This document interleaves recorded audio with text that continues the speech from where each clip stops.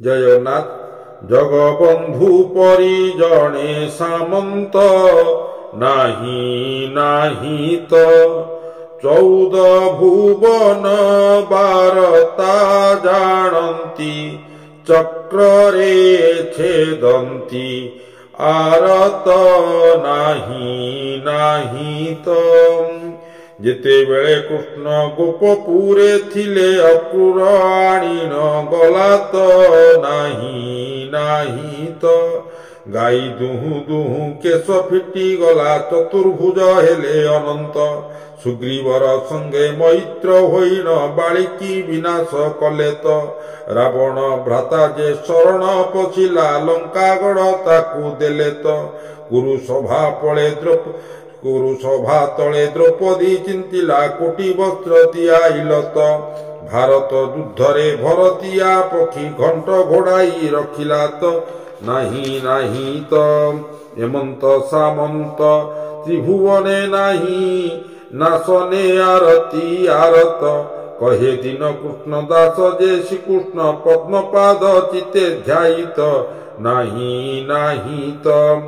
କବି ଦୀନକୃଷ୍ଣ ଦାସ ଏହି ରଚନାରେ ଶ୍ରୀ ଜଗନ୍ନାଥ ଶ୍ରୀକୃଷ୍ଣ ରାମଙ୍କୁ ଏକ ଏବଂ ଅଭିନ୍ନ ଠାକୁର ଭାବେ ଅବତାରଣା କରିଛନ୍ତି। ଏହିପରି ଶ୍ରୀକୃଷ୍ଣ ବା ଜଗନ୍ନାଥଙ୍କର ସମ୍ପର୍କରେ ସାରସ୍ୱତ ରଚନା ମାନ ସୃଷ୍ଟି କରୁଥିବା କୃଷ୍ଣଦାସଙ୍କର ଖ୍ୟାତି କ୍ରମଶଃ ପ୍ରସାରିତ ହେଲା ଏବଂ ଉତ୍କଳୀନ ଗଜପତି ମହାରାଜ ଦିବ୍ୟସିଂହଦେବ କବିଙ୍କର ଖ୍ୟାତି ସମ୍ପର୍କରେ ଅବଗତ ହୋଇ କୃଷ୍ଣଦାସଙ୍କୁ କବିପଣ ପରିଚୟ ଦେବା ପାଇଁ ଦରବାରକୁ ଡକାଇଲେ। ଗଜପତି ଠାରୁ ଡାକରା ପାଇ କୃଷ୍ଣଦାସ ରାଜ ଦରବାରରେ ଉପସ୍ଥିତ ହୋଇ ନିଜେ ଲେଖିଥିବା ସାରସ୍ୱତ ସୃଷ୍ଟିମାନ ପଢ଼ି ସେମାନଙ୍କର ଅର୍ଥ ବୁଝାଇ କହିବାରୁ ଗଜପତି ଦିବ୍ୟସିଂହଦେବ କୃଷ୍ଣଦାସଙ୍କର କାବ୍ୟ ପ୍ରତିଭାରେ ମୁଗ୍ଧ ହୋଇ ତାଙ୍କ ନାମରେ ଭଣିତା କରି ଗୀତ ଲେଖିବା ପାଇଁ କୃଷ୍ଣଦାସଙ୍କୁ କହିଲେ। ଏପରି କଲେ କୃଷ୍ଣଦାସଙ୍କୁ ରାଜକୀୟ ପ୍ରଶଂସା ତଥା ଉପଢୌକନ ଦେବା ପାଇଁ ନିଜର ଇଚ୍ଛା ପ୍ରକାଶ କଲେ। ମାତ୍ର ରାଜକୀୟ ପ୍ରଶଂସା ଉପଢୌକନ ଭାବର ଧନରେ ଧନୀ ହୋଇଥିବା କବିଙ୍କୁ ଆକୃଷ୍ଟ କରିପାରିଲା ନାହିଁ, ପ୍ରଲୋଭିତ କରିପାରିଲା ନାହିଁ। କବି କୃଷ୍ଣଦାସ ନିର୍ଭୀକ ଭାବେ ଦୃଢ଼ କଣ୍ଠରେ ନରପତିଙ୍କୁ ଶୁଣାଇ ଦେଲେ, ବୋଇଲା ଶୁଣ ନୃପନାଥ, କେବଳ ଦେବ ଜଗନ୍ନାଥ, ଏ ପିଣ୍ଡ ବିକି ଅଛି ତାରେ, ଗୀତ ମୁଁ ନ ବୋଲିବି ଅନ୍ୟରେ, ଏକଥା ଅନ୍ୟ ହେବ କାହୁଁ, ଦୁଃଖ ନ କରି ଆଜ୍ଞା ହେଉ। କବି କୃଷ୍ଣଦାସଙ୍କର ଏହି ଭକ୍ତି ଶୁଣିବା ପରେ ଦିବ୍ୟସିଂହଦେବଙ୍କର ପ୍ରତିକ୍ରିୟା ଏପରି ଥିଲା। ତାହା ଶୁଣି ନ ଦଣ୍ଡଧର ପୁଣି ବୋଇଲେ, ଗୀତ କର ମୋ ନାମେ ଜିଣିଲେ ଅବଶ୍ୟ, ଭଣିଲେ ଅବଶ୍ୟ ଅନେକ ଦେବୀ ଗ୍ରାମ ଦେଶ, ମୋ ରାଜ୍ୟ ଦେବୀ ଅଧିକାର ଦେଖ ମୁଁ ଜଗତ ଈଶ୍ୱର, ନୋହିଲେ ମରିବୁ ଅବଶ୍ୟ ଛାଡ଼ ତୋ ଜୀବନର ଆଶ, କିଏ ଆସି ରଖିବଟି ତୋତେ ଏହା ତୁ କହୁଅଛୁ ମତେ। ମହାପ୍ରତାପୀ ଗଜପତି ଦିବ୍ୟସିଂହଦେବଙ୍କର ଏତାଦୃଶ ଉପଦେଶ ତଥା ଲୋଭମିଶ୍ରିତ ବାଣୀ ସ୍ୱାଭିମାନୀ କବି କୃଷ୍ଣଦାସଙ୍କୁ ପ୍ରଲୋଭିତ କିମ୍ବା ଭୟଭୀତ କରିପାରିଲା ନାହିଁ। ଶ୍ରୀକୃଷ୍ଣ ରୂପୀ ଜଗନ୍ନାଥଙ୍କର ଅସୀମ ମହିମା ତଥା କରୁଣା ଉପରେ ଭରସା ରଖିଥିବା କବି ଦୀନକୃଷ୍ଣ ଓରଫ କୃଷ୍ଣଦାସ ନିର୍ଭୟ ଚିତ୍ତରେ ରାଜାଙ୍କୁ ଶୁଣାଇ ଦେଲେ, ତୁମ୍ଭଙ୍କୁ ନାହିଁ ମୋର ଡର, ମୋ ପ୍ରଭୁ ବଳେ ବଳିୟାର, ଜଗତ ସୃଷ୍ଟିଆ ନ ହେଲେ, ଗୀତ ମୁଁ ଆନକୁ ନ ଦେଲେ। ଭଗବାନ ଶ୍ରୀକୃଷ୍ଣ ବା ଜଗନ୍ନାଥଙ୍କୁ ଭକ୍ତି କରୁଥିବା ଏବଂ ତାଙ୍କ ଉପରେ ଭରସା କରୁଥିବା ଭକ୍ତ ତଥା କବି କାହାର ଧମକରେ ଡରେ ନାହିଁ, ଭୟରେ ଥରେ ନାହିଁ। କବି କୃଷ୍ଣଦାସ ଓରଫ ଦୀନକୃଷ୍ଣ ଦାସ ନିର୍ଭୟରେ ଗଜପତି ମହାରାଜାଙ୍କର ଆଦେଶକୁ ପ୍ରତ୍ୟାଖ୍ୟାନ କରିବାରୁ ଗଜପତି କ୍ରୋଧରେ ବଶବର୍ତ୍ତୀ ହେଲେ। ତାଙ୍କର ପ୍ରତିକ୍ରିୟା ଥିଲା ଏପରି, ବୋଇଲେ ଧର ହେ ଏହାକୁ, କେ କଣ ପାପ ବାପ ଆସି ରଖୁ, ସଭାରେ ଲୋକ ଆଚମ୍ବିତ ଅନାଇଛନ୍ତି ସ୍ତମ୍ଭୀଭୂତ, ନିର୍ବନ୍ଧ କରି ବସାଇଲେ ପାଦେ ଶଙ୍ଖୋଳି ପିନ୍ଧାଇଲେ, ଶ୍ରୀ ପୁରୁଷୋତ୍ତମ ମଧ୍ୟରେ ରଖାଇ ଗଲେ ବନ୍ଦୀ ଘରେ। ବନ୍ଦୀ ମନ୍ଦିରେ ଯତ୍ନ କରି ଖଡ଼ା ଖେଳାଇ ହାତ ଚାରି। ତହିଁରେ ଦାସକୁ ରଖାଇ ଉପରେ କାଠ ପଟା ଦେଇ।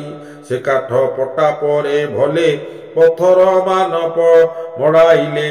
ନିର୍ବନ୍ଧେ କବାଟ କିଳାଇ ଯେମନ୍ତେ ନ ଯିବ ପଳାଇ। ଅନେକ ଲୋକଙ୍କୁ ହକାରି ଲଗାଇ ଦେଲେ ଦଣ୍ଡଧାରୀ।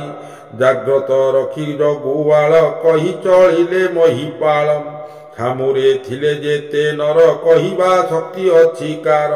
ମହାପ୍ରତାପୀ ନୃପବର ଚଳି ନ ଗଲେ ନୃପବର। ଲୋକେ ଯେ କଲେ ଗଲେ ଯେ ଝା ଘର ଦାସେ ରହିଲେ ବନ୍ଦୀ ଘର। କବି କୃଷ୍ଣ ଦାସ ବିପଦ ମୁକ୍ତ ହେବା ପାଇଁ ଅମାପ ବଳର ଅଧିକାରୀ ବଳଦେବଙ୍କୁ ଚିନ୍ତା କଲେ। କବି ରାମଦାସ ଲେଖିଲେ, ଚିତ୍ତେ ଚିନ୍ତିଲେ ବଳଦେବ ମତେ କିଞ୍ଚିତେ ଆଜ୍ଞା ହେବ। ଘେନିତ କରୁଣା ଜଙ୍ଗଲଙ୍ଗଳ ମୋବାର୍ତ ହସ୍ତିନାକୁଟାଳ। ତ ଶ୍ରୀକୃଷ୍ଣ ବା ଜଗନ୍ନାଥ କବି କୃଷ୍ଣ ଦାସଙ୍କର ଆରାଧ୍ୟ ଠାକୁର ହୋଇଥିବା ବେଳେ ବିପଦ ବେଳରେ କବି ତାଙ୍କୁ ନଡାକି ବଳଦେବଙ୍କୁ ଚିନ୍ତା କରିବା ପାଠକମାନଙ୍କୁ ଚିନ୍ତିତ କରିପାରେ। ମାତ୍ର କବି କୃଷ୍ଣ ଦାସ ଜାଣିଲେ ଯେ ବଳଭଦ୍ର ହେଉଛନ୍ତି ଶ୍ରୀକୃଷ୍ଣ ଜଗନ୍ନାଥଙ୍କର ଆଧାର ତତ୍ତ୍ୱ। ସିଏ ପୁଣି ଶ୍ରୀମନ୍ଦିରରେ କ୍ଷେତ୍ରାଧିପତି ଅଟନ୍ତି। ଶ୍ରୀମନ୍ଦିରର ସମସ୍ତ ଦଲିଲି ଦସ୍ତାବିଜରେ ବଳଭଦ୍ରଙ୍କର ନାମରେ ମାଲିକାନା ସତ୍ତ୍ୱ ରହିଅଛି। ସେ ହେଉଛନ୍ତି ଶ୍ରୀକୃଷ୍ଣ ବା ଜଗନ୍ନାଥଙ୍କର ଜ୍ୟେଷ୍ଠ ଭ୍ରାତ। ବଳଭଦ୍ର ବା ବଳଦେବଙ୍କର ନିର୍ଦ୍ଦେଶ ମତେ କନିଷ୍ଠ ଭ୍ରାତ ଜଗନ୍ନାଥ ଶ୍ରୀ ଲକ୍ଷ୍ମୀ ଦେବୀଙ୍କୁ ଶ୍ରିୟା ଚାଣ୍ଡାଳୁଣୀ ଗୃହକୁ ଯାଇଥିବା ଅପରାଧରେ ଶ୍ରୀମନ୍ଦିରରୁ ବହିଷ୍କାର କରିଥିଲେ। ଶ୍ରୀକ୍ଷେତ୍ରରେ ପ୍ରଚଳିତ ସ୍ଥାନୀୟ ଭାଷାରେ ବଳଭଦ୍ର ବଡ଼ବାଡ଼ ଖାଉନ୍ଦ ଶବ୍ଦରୁ କ୍ଷେତ୍ରାଧିପତି ଭାବେ ବଳଭଦ୍ରଙ୍କୁ ବୈଶିଷ୍ଟ୍ୟ ପ୍ରମାଣିତ ହୋଇଥାଏ। ଏହି ପରମ୍ପରା ରକ୍ଷା କରି କବି କୃଷ୍ଣ ଦାସ ପ୍ରଥମେ ବଡ଼ ଭାଇ ବଳଭଦ୍ରଙ୍କୁ ପ୍ରାର୍ଥନା କରି ପରେ ପରେ ନିଜର ଆରାଧ୍ୟ ଠାକୁର ଶ୍ରୀ ଜଗନ୍ନାଥଙ୍କୁ ଦୁଃଖ ଜଣାଇଛନ୍ତି। ଜୟ ଜୟ ନୀଳାଦ୍ରି ସିଂହ ବର ମୋର ଆରତ ବଳିୟାର। ରଖ ଏ କୃଷ୍ଣ ଦାସ ପ୍ରାଣ ବାରଣ ଆର୍ତ ନିବାରଣ।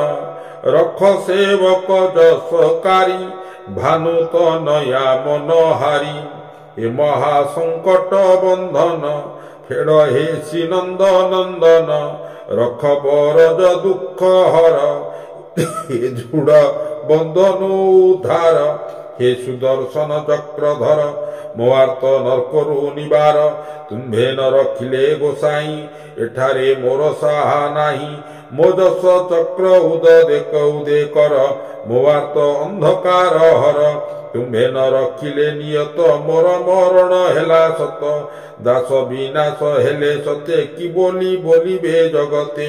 ଏଥକୁ ହୃଦୟରେ ବିଚାର ମୋର ମରଣେ ନାହିଁ ଡର। ସଂସାର ମଧ୍ୟ ମହାବାହୁ ମହିମାର ବିହସ୍ତ ନହୁ। ଲୋକେ ବୋଲିବେ କୃଷ୍ଣ ଦାସ କୃଷ୍ଣ ଚରଣେ କଲାସ।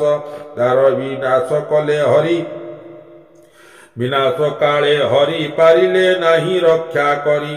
ଆଉ କିମ୍ପାଇ ଏ ସଂସାରେ ଭଜିବେ ଶ୍ରୀହରି ପୟରେ। ଜଗତେ ଏହା ପ୍ରକାଶିବ ମହିମା ନିଉନ ଦିଶିବ। ଏଥକୁ ଚାହିଁ ମୋର ଦୁଃଖ ଖଣ୍ଡ ହେ ପୁଣ୍ଡରୀକ ମୁଖ। ଏ ଦଣ୍ଡ ଧର ଦଣ୍ଡୁ ମତେ ଏ ଉଦ୍ଧରି ଧର ତୋର ହତେ। ଏତିକି ପ୍ରାର୍ଥନା କରି କବିଙ୍କ ମନ ବୁଝିଲା ନାହିଁ। ରତ୍ନ ସିଂହାସନରେ ବିରାଜିତ ଠାକୁର ରତ୍ନ ଜଗନ୍ନାଥଙ୍କ ନିକଟରେ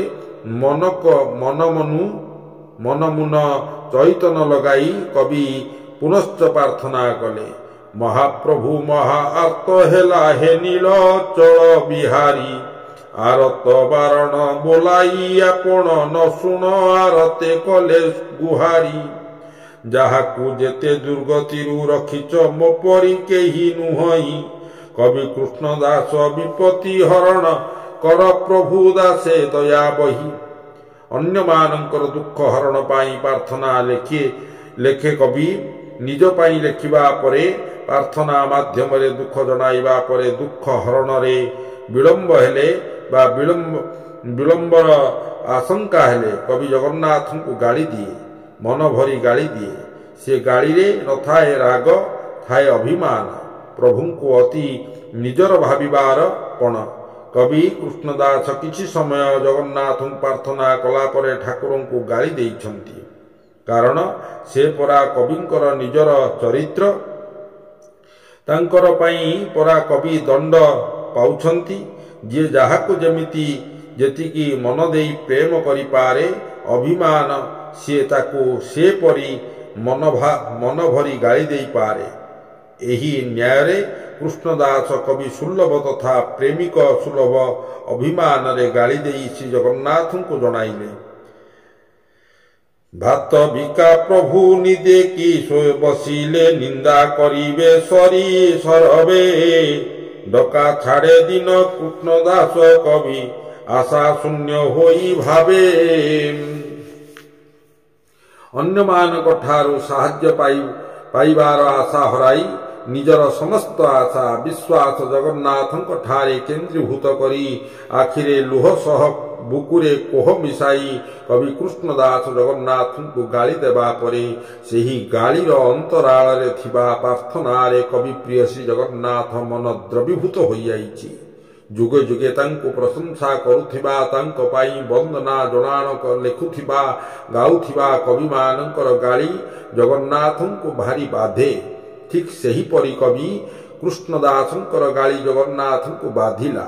ସଙ୍ଗେ ସଙ୍ଗେ ରତ୍ନ ସିଂହାସନ ତ୍ୟାଗ କରି ଅର୍ଦ୍ଧରାତ୍ରରେ କୃଷ୍ଣଦାସ ରହିଥିବା ବନ୍ଦୀ ଘରେ ଉପସ୍ଥିତ ହୋଇ କବି କୃଷ୍ଣଦାସଙ୍କୁ ବନ୍ଧନ ମୁକ୍ତ କଲେ। କେବଳ କବିଙ୍କୁ ବନ୍ଧନ ମୁକ୍ତ କରି କବିପ୍ରିୟ ଜଗନ୍ନାଥ ଶାନ୍ତି ପାଇଲେ ନାହିଁ, କବିଙ୍କ ନିକଟରେ ଦିବ୍ୟ ଭୋଗ ରଖି ଖାଇବା ପାଇଁ ସଂକେତ ଦେଇ ଅନ୍ତର୍ଧ୍ୟାନ ହୋଇଗଲେ। ଶ୍ରୀ ଜଗନ୍ନାଥ ଅନ୍ତର୍ଧ୍ୟାନ ହେବା ପରର ଘଟଣା ବର୍ଣ୍ଣନା କରି କବି ରାମଦାସ ଲେଖିଲେ। କ'ଣ ଲେଖିଲେ?